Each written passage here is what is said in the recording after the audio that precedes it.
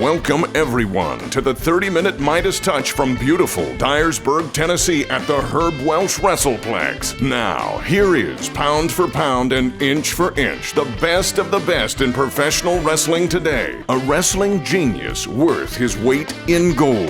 The Golden Boy, Greg Anthony. Ladies and gentlemen, welcome to the 30-minute Midas touch. I am your host, the Golden Boy, Greg Anthony. And with me, as always, is my co-host. For today, he's my best friend, Mark Tipton. Oh, best friend. Well, that's certainly very nice. I appreciate that. And it's something we see in professional wrestling these days. Best friends are a thing. We won't go necessarily into that particular team, but it does bring us to the subject that we want to talk about on this podcast, the 30-minute Midas Touch podcast. And that is the subject of friendship and the importance that friendships plays in the success, or maybe not, maybe less than success, in the world of professional wrestling. Absolutely. Friendships obviously, have a huge bearing on professional wrestling and just business in general. And professional wrestling is no different. You tend to want to help out your buddies, to help out your friends. You get them a job, get them to do this. They'd be good for this spot. It's just human nature to do stuff like that.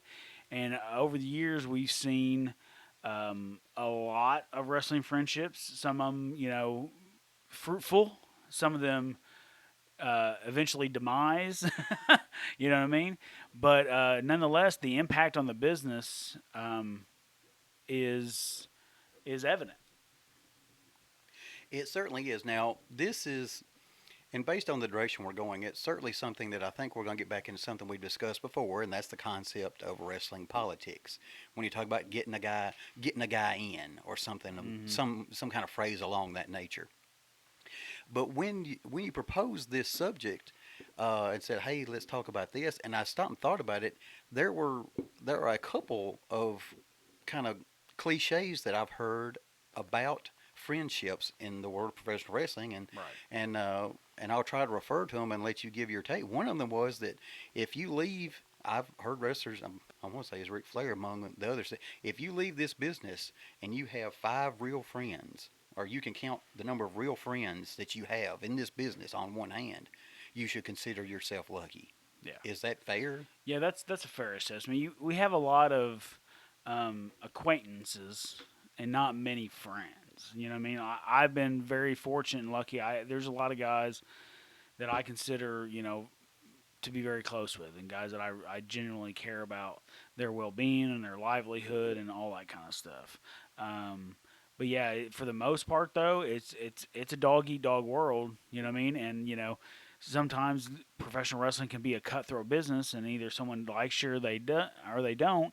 And sometimes that's what boils down to your opportunities: is who is willing to say that they know you and like you. Okay. Well, it kind of goes along with something I heard in the entertainment field, is that they call it show business, not show friends. That's a good Because one. ultimately, you're competing. You're competing to get an opportunity to be a part of a roster or on a show, or get a higher spot on the show. And those sorts of things, and that necessarily does not go well with being best buds. Yeah, and what you're talking about really, to me, that more came about with the adventation of national television wrestling, because then all of a sudden it became, well, there's only so many spots available to be a nationally recognized professional wrestler. You know what I mean? So those, instead of having 30 territories with a roster full of 15 guys, we had 2 rosters with maybe 30, 40 guys. So I mean, just do the math there alone. You can see how many guys were left in the cold on that. So I think it became more cutthroat after the territories went out, because there was less spots, and that's just, once again, human nature. So guys were cutting each other's throat, or if anything, trying to protect their spots. Yeah, and that is one of the downsides of the territory um, era going away because when you nationalize it, and generally the larger companies we've seen in WWE how they've been diminishing the size of their roster rather significantly lately, excuse me, Hmm. and um, names that surprise me, quite a bit to see. Uh, I guess, and I'll try to get in the. What I'll do is just off the top, we'll get in the other quote because when you mention national companies, that led me right to my other quote. Sure. The other famous quote I heard that I believe was put forward by Triple H was that in this business you can make friends or you can make money, but you can't necessarily make both. It kind of goes hand in hand with the concept we've been talking about, but it's a different way to say it, I suppose. Yeah, I actually heard Scott Hall say it. Oh, okay, okay. Scott Hall had said, Well, I think he said, and I think he said Hogan had told him this. It was like you can either make friends or you can make money. okay, And then Scott Hall said, "Well, I've already got some friends. I'd like to make the money." all right.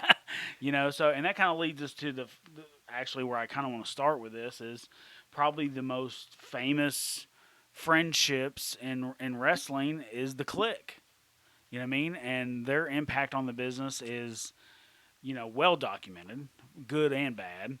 Hmm. But for those of you who don't know, obviously the Clique were Shawn Michaels, Triple H, Kevin Nash, Scott Hall, Six Pac, Hmm. and then adjacently we still had Justin Credible too, Yes, because he was out on Montoya Toya at the time. and he ran with him quite a bit too. All right. So and if you look at all those guys, they all, with the exception of Nash, obviously, they all Right. pretty much worked alike. You know what I mean? Mhm. There was a very similarity to the way, very fast paced, athletic kind of style that they did. Like I always said, Just Incredible was, the Click version of, the ECW version of Shawn Michaels at that time, because he was having, that kind of matches. I thought, Right. especially with Jerry Lynn and guys like that. Certainly. But yeah, the Click itself, they've been notorious for, because apparently, all Hogan cared about was Hogan. Well, that's pretty. Yeah, That's I think been- that's accepted. Yeah, Yes. so like when Hogan's era kind of ended and they were ushering in this new era of whatever, well then the Clique kind of took over as, well, we care about all of our buddies.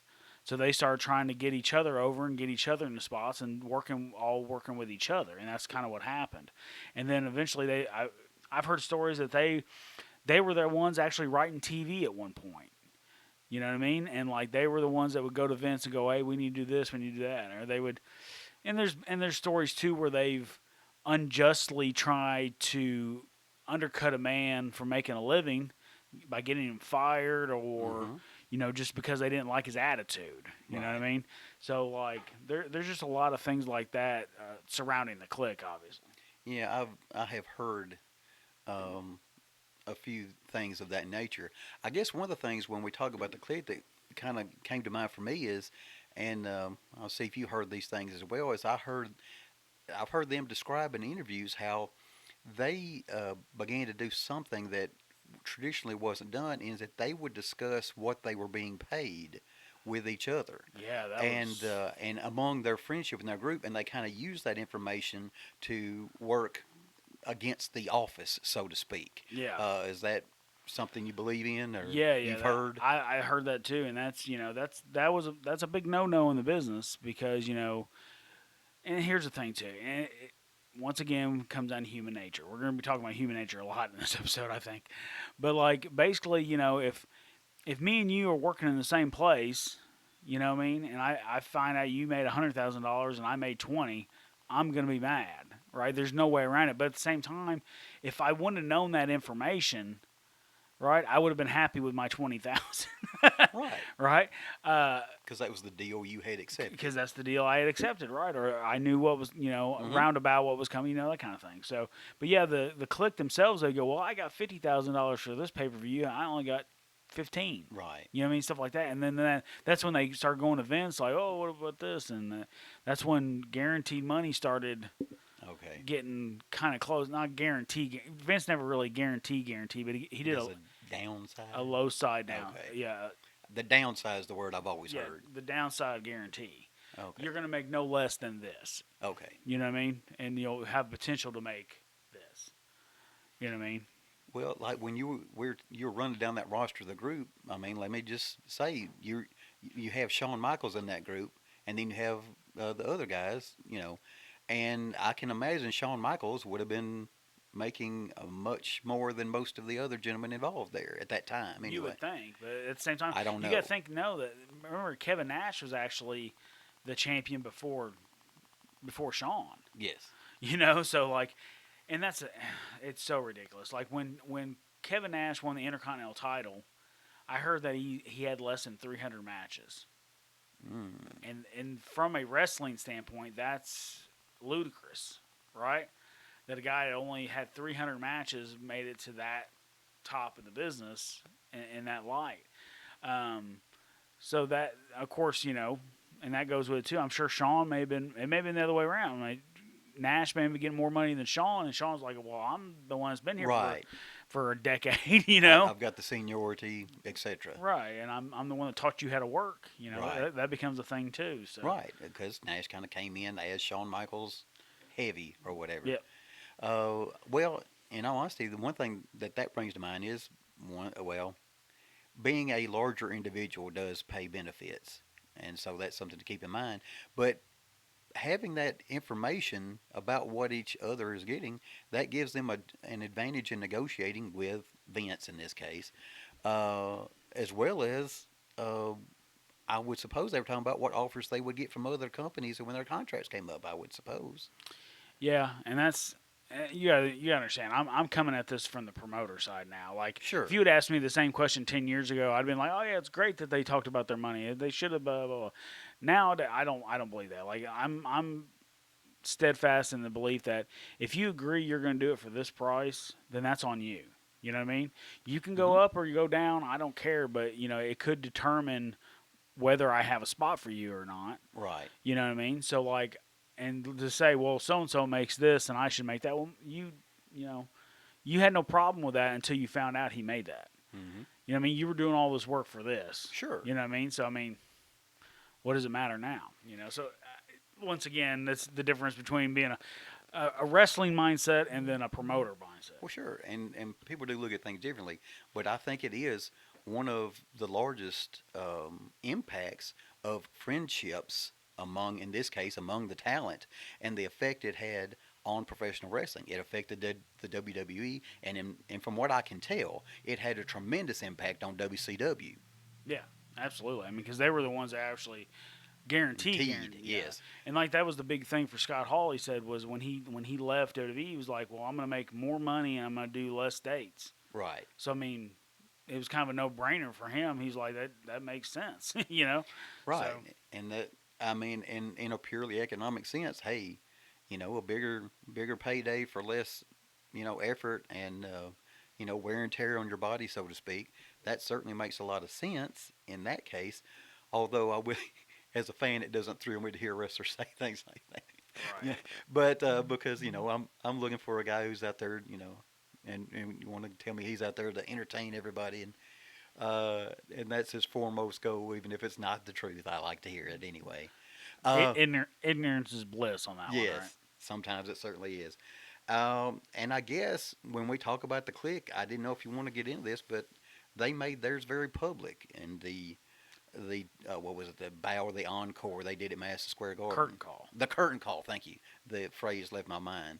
And we saw a very public display, which in the minds of many at the time kind of exposed the business. Yeah, I was obviously, I'm still not a fan of that at all. And that's, once again, it's coming from a promoter / booker mindset. Like, if you've created this illusion that this guy's good and this guy's evil and this is a hero and this is your villain, and then all of a sudden everyone just kind of shits on it and says, well, it's actually all phony, guys. Good night. Well yeah, and really you've implied these guys have issues with each other. Right.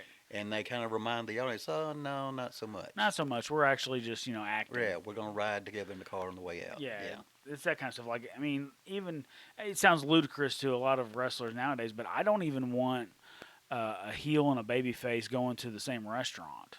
Certainly. You know what I mean? Like, I still adamantly, tell my roster that, like, hey, no, you can't go eat. You can't eat with us. Right. because you're this and I'm that, and it would ruin our whole suspension of disbelief. I want people to believe everything we do, and that's just part of it. Well, thank you. That's one of the things on which you and I certainly agree. I guess the word is kayfabe, and I'm certainly a fan of it. Uh, I, So there are others examples that we certainly I think you want to get into. yeah, since we talked about the Click, I think the next place we need to go is the Bone Street Crew. Okay. Okay. Now I'm trying to remember the Bone Street Crew. Now, if I'm not mistaken, was that the group that the Undertaker was involved with? Yeah, so like as the Click's doing all this kind of backstabbing behind the back kind of stuff, the Bone Street Crew is basically just the guys like to hang out, party, and Right. kind of keep to themselves. I believe. I don't think they cause any kind of turmoil backstage, but it was it was Undertaker, it was Yokozuna, it was Rikishi, it was Godfather. When he was Kama Mustafa. And I think that was mainly it. Midian. Midian was another one that was Naked Midian. For those of you who might remember him. And, basically like that. And the Undertaker's whole persona was that he didn't put anyone over as far as he didn't react to anybody. Like if someone, he just was very Mr. Cool-headed, calm, whatever. You know what I mean? But everyone knew he meant business and had the respect. So that was kind of the extension of the Bone Street Crew was like, or is it Bone Street or Bone Skull? I don't know. I can't remember. Yeah, I remember it was BSK, but I don't. Yeah, that's because it's tattoo. Tattoo, yeah. yes. But yeah, I mean that was another notable one, obviously.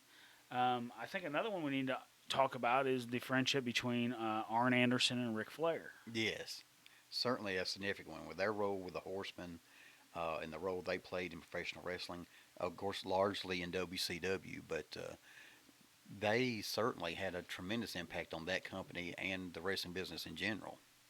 Yeah, and I mean it's just and one of those things too, like Flair openly crying when Arn's giving his speech, his retirement speech. Obviously, they cared a lot for each other and were great friends at one time. I heard Arn Anderson say recently on his podcast that, when they got to WWE and like Arn was in an agent role and then Flair was a talent, then their relationship kind of changed and they just kind of basically like drifted apart over the years and they're just not as close as they once were. Well, yeah, but things changed dramatically. Yeah, exactly. I mean, that was supposed to be your best friend and all of a sudden, and I can understand that. One guy's part of the office. One guy's it's hard to have those relationships, but Ric Flair obviously has had his issues over the years with a multitude of things, money and no showing dates and things like that. And I'm sure that weighs heavy on a guy like Arn, who Right. I never heard of Ric Flair doing anything shady in the territory days. It wasn't until he started doing independent bookings that he started taking advantage of people. You know what I mean? So I can understand where Arn kind of distanced himself from Flair in that sense. Right. Well, that's certainly kind of thing he would not want to be associated with. I've always, at least from the outward appearances, Arn always seemed to be a strictly business kind of guy, and so those sorts of things, and sometimes naching is not necessarily professional. Right. Another one that actually should be a pretty hot topic right now, considering we're less than 24 hours removed from the debut of CM Punk on AEW. Who was that? CM Punk. I hadn't heard. You hadn't heard? I hadn't heard. No. I'm surprised. I'm surprised like a little I'm turtle. a terrible liar. A turtle didn't come knock on your door and let you know. I am a terrible liar. But here's one of my big questions for it is CM Punk and Colt Cabana, are they still friends? Have they made up? I don't think so. And actually, I think Punk kind of referenced that. He said there were people in this locker room he had scores to settle with. I didn't even put that together, but that makes sense. And, I started thinking about, who could he possibly be referencing? And that one did come to my mind. I was thinking like Jericho. I was thinking working-wise. Yeah, and that certainly makes sense. And in all honesty, I don't know that a match between the two will ever happen. And I since given the nature of their dispute and the lengths it went to, I don't think I would put if I'm Tony Khan or whoever is in charge of over there. I don't think I would involve them with each other too much. No. And like I said, we don't know. Maybe they hash it out and everything's fine. And it may be. It may be, but it is But things got it is legal. interesting. Well, when things get legal, Yeah. Well, and that just goes. that's serious. Yeah, and it was so public. Yes. You know, because obviously, Cabana gave Punk a forum to gripe about the WWE thing, and it became one of the most listened to things Absolutely. in wrestling. And then all of a sudden, well, if we get in trouble, Punk said, well, I'll take care of you. Right. Make sure that I take care of your legal costs. And allegedly that didn't happen. Allegedly, he basically said, no, I'm not going to do that. That was the point of the dispute. And, right. And apparently it did, push came to shove, and apparently the belief in Punk, according to Colt Cabana's side, was not what he thought it was. Right. I understand, but no, I do understand that. And, I guess CM Punk might be the opposite, the kind of the reverse case. He has always been a person at admitting, full disclosure, I am quite a CM Punk fan.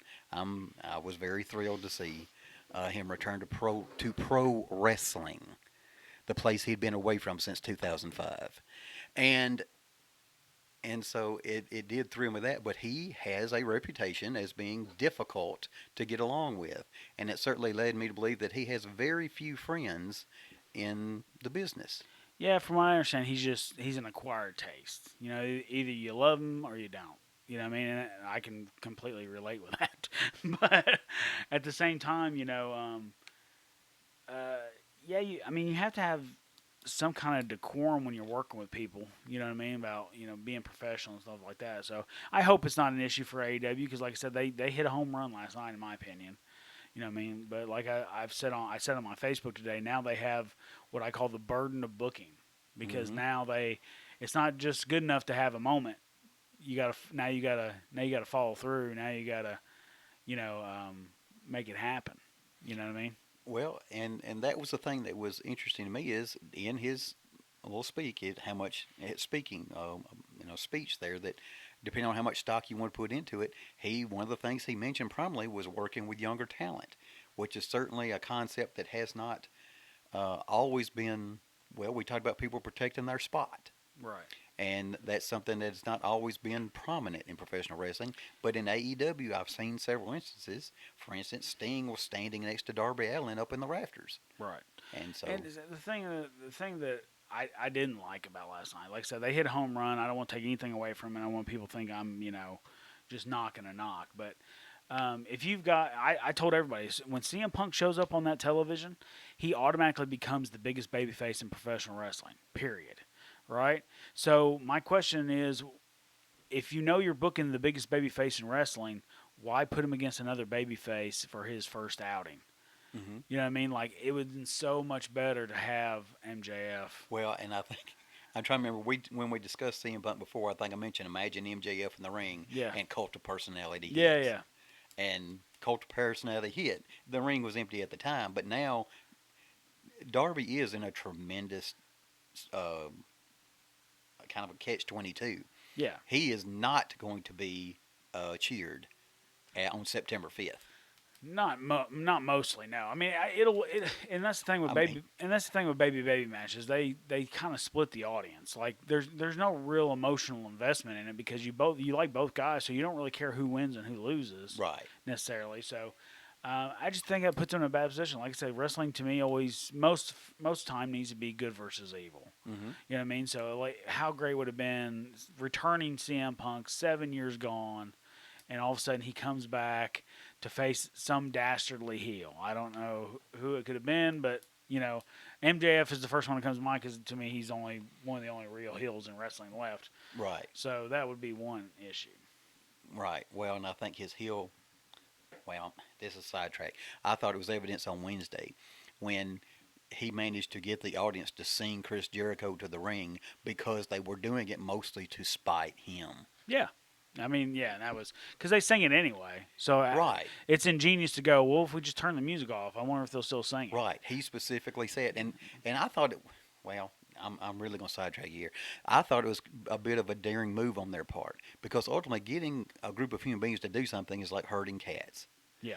And you're taking a chance when you turn that music off that the audience will be able to get together and in unison sing the song clearly so it would come across on television. Yeah. It worked out, but even as Chris Jericho came out the ramp, I thought there was a look on his face like he wasn't sure this was going to happen. Right. He, I think, and I actually think it was Jericho's idea. I don't think it was MJF's idea. right. So I think that it was, like I said, that was another really cool moment. You know, AEW's doing a lot of cool Right. moments. Twice in 48 hours, they gave me, well, this is fan talking. Yeah. Twice in 48 hours, I got goosebumps watching AEW programming. Yeah, I mean, and like I said, it was a great moment for wrestling, but now it's where do we go from here? Right. Because now you have to follow through. Right, and we do definitely need to get back to the subject. I apologize. The CM Punk is on my mind. Sure, let's get to. Well, I guess we mentioned Hogan earlier. That's Do what I you- was thinking. Okay. Go Hogan. Hogan and Brutus Beefcake were the one I wanted to start with because Hogan and Brutus, they grew up together apparently. You know what I mean? Met each other very early on. Matter of fact, Brutus Beefcake, one of his original wrestling names was Dizzy Hogan, and they were the Hogan brothers or whatever. Oh, I it was. did not realize that. Yeah, Okay. it was like in Alabama or Oh, somewhere. It was okay. somewhere obscure, but so and they've had wherever Hogan was, Brutus Basically, certainly made his way there. Brutus was there, and sometimes in a not a prominent role, but he had a job and made Right, a, and there made a was living. the Zodiac and The Booty Disciple. Man, I think it was a Disciple or something. the Booty Man. Oh, yeah, the Booty Man. Yes. Yeah, yeah. Okay, that one just slipped my mind. You yeah. forgot about that one? Yeah. I did not. Oh, maybe I blacked that Now one the out. Zodiac was interesting, or the Disciple was interesting because, it was basically like Hogan's little minion, and that's what he was. You know what I mean? So like once again, that plays into a bunch of it. Another one of Hogan's friendships that is famously a part of his, entire history is him and Macho Man. You know what I mean? Yes. And like you said, he takes credit for a lot of Macho Man's success. A rocky relationship. A rocky relationship, to say the least. I mean, to the point to where Macho blames Hogan and Linda for breaking up his marriage, and Yes. the infamous punch at WrestleMania 9 that we've we've talked about before, and just Hogan leaving and going to WCW, then Macho in a place in WWE where they're not going to use him as a wrestler anymore. So what does he do? He calls his old buddy Hulk Hogan, "Hey, let's meet at the gym. I'll bring a case of beer. We'll go talk this out." Basically, and that's how he got his WCW deal. You know what I mean? So it's like, where would professional wrestling be if Hogan would have said, "F you," or they weren't, Right. they had no connection at all. You know what I mean? And like he just snubbed him on it. All right, that certainly could have been. I didn't know if you had any other in particular you wanted to get to. I know our time is beginning to run short, and Yeah, we're coming. We got some minutes here. Let's see what we got here. I tell you one that I want to get to just because it means a lot to me is Trevor Murdoch and Lance Cade. okay, You know what I mean? Lance Cade, started with Shawn Michaels' academy in Texas, and eventually, not long after, they made their way to Memphis. Yes. So him and Spanky and American Dragon, Dragon. Shooter Schultz, that whole crop of guys made their way to Memphis. made their way to Memphis and were in developmental. And I got to spend some time with them when they were here. And Lance was just a really nice guy. Obviously he looked just like Barry Windham. He had that same look. You know what I mean? I remember they put him and Tracy Smothers together as a tag team called TNT, Tennessee and Texas. You know what I mean? And I thought that was ingenious because that was good to put Tracy with him. You know what I mean? A veteran. But obviously, Lance Cade passed away several years ago, and Trevor is, was probably his closest friend, and he actually named his son after Lance Cade. He named his son Cade. So that's just one for for us that means a lot to me because I Trevor's a really good guy too. Me and him are friends. We talk every once in a while, and he just speaks with Lance with such reverence. Yes. All right. Was there anybody else in particular? Yeah, let's get to Edge and Christian. We would be remiss not to mention those two. Yes, two Growing guys up in Toronto. completely synonymous with each other. And the thing is, they became friends because of a ninja star, I think is what they said. Oh, okay. Christian had a ninja star. And Well, at that age, when they met, because they met in grade school. yeah, they met when they were like 9 or Well, something. well, that's cool. So, yeah, that's cool. Hey, you got a ninja star? Let's go play with it. And that's the way friendship worked back when you were that age. There was no complicated rigmarole to it, was there? And they've become, once again, they become synonymous with themselves. You know what I mean? Like, you can't say Edge without saying Christian and vice versa. And then, a lot of their stuff has been tied together over the years. Obviously, Edge's ascent, as far as, like, when he became King of the Ring and Intercontinental Champion, all that kind of stuff, all that stuff was centered around his relationship with Christian.